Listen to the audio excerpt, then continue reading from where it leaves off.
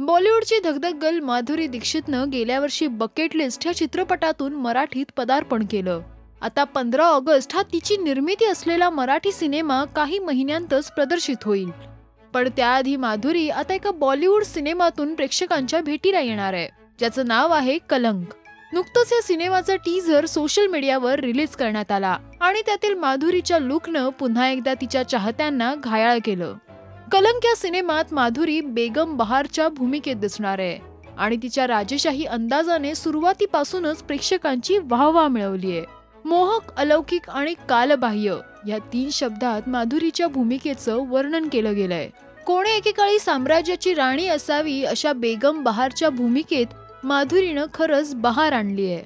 याआधीही माधुरीने साकारलेल्या अनेक राजेशाही अंदाजाच्या भूमिका खूप गाजल्या.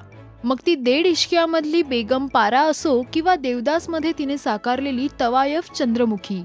तिच्या अलौकिक सौंदर्यानं आणि तिच्या नृत्य कौशल्यानं या भूमिकांना 4 चांद लावले. कलंक या सिनेमात देखील माधुरीचा लुक वाखाणण्याजोगा आहे.